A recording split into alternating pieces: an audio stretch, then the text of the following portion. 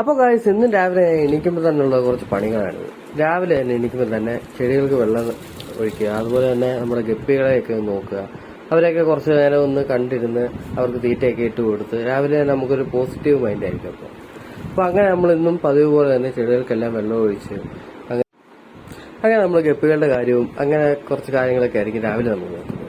അത് എന്നും ഉള്ളൊരു കാര്യം തന്നെയാണ്. അതായത് ഗപ്പികളെല്ലാം നമ്മൾ അടുത്ത് വരുമ്പോൾ തന്നെ അവർക്ക് തീറ്റ കൊടുക്കാനുള്ള ഒരു ഇതാണ് നമുക്ക് അവർക്കറിയാം.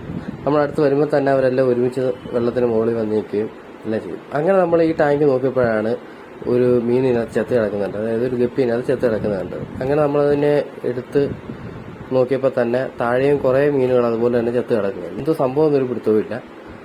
ഇത്രയും മീനാണ് ഇപ്പം കിട്ടിയത്. നമ്മൾ വീണ്ടും വീണ്ടും നോക്കുമ്പോൾ താഴെ തന്നെ വീണ്ടും വീണ്ടും ചത്ത് നിന്ന് കിടപ്പുണ്ട് മീനുകൾ. അതുകൊണ്ട് ഈ ഒരു ഗപ്പി ഇപ്പം തന്നെ നല്ല അവശനായിട്ടാണ് കിടക്കുന്നത്. അത് മിക്കവാറും അത് ചത്തുപോകാൻ ചാൻസ് ഉണ്ട്.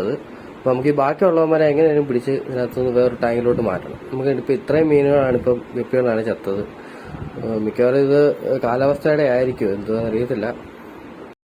അങ്ങനെ നമ്മൾ അവരെ കൊരാനുള്ള നെറ്റും കാര്യങ്ങളെല്ലാം എടുത്ത് അവരെ പെട്ടെന്ന് തന്നെ വേറെ ടാങ്കിലോട്ട് മാറ്റാൻ വേണ്ടിയാണ്. അതിൻ്റെ വെള്ളം ഒഴിച്ച് നമ്മളെല്ലാം എടുത്ത് പെട്ടെന്ന് തന്നെ മാറ്റണം. ഇല്ലെന്നുണ്ടെങ്കിൽ പെട്ടെന്ന് ഓരോന്നും ചത്ത് പോയിക്കൊണ്ടേയിരിക്കുകയാണ്. അപ്പം ഈ വെള്ളത്തിൽ കിടക്കും തോറും അതിന് കൂടുതൽ പ്രശ്നമായിരുന്നു വരുന്നത്. അതുകൊണ്ട് നമുക്ക് പെട്ടെന്ന് തന്നെ മാറ്റിയെടുക്കണം.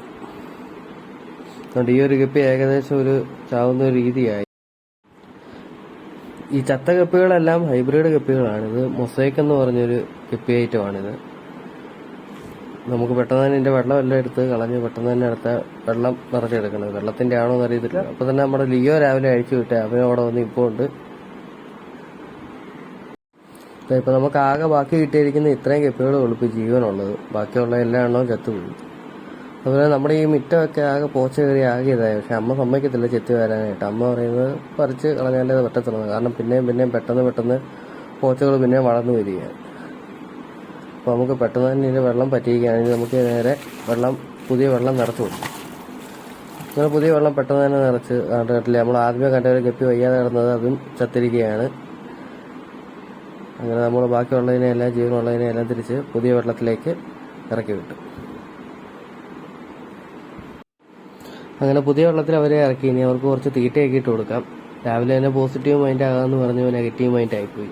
രാവിലെ തന്നെ നമുക്ക് ഒത്തിരി വിഷമമുള്ളൊരു കാര്യമാണ് നമുക്ക് ആദ്യം തന്നെ രാവിലെ കണ്ടത്. പിന്നെ ഇപ്പോൾ ഈ ചത്ത ഈ ഗപ്പികളുടെ കുറച്ച് കുഞ്ഞുങ്ങളെ നമ്മൾ വേറൊരു ഇതിനകത്ത് മാറ്റിയിട്ടിട്ടുണ്ടായിരുന്നു പണ്ട്. ഇനി അതിനെ വലുതാക്കി നമ്മൾ ഇതേ രീതിക്കാക്കി ഇനി എടുക്കണം.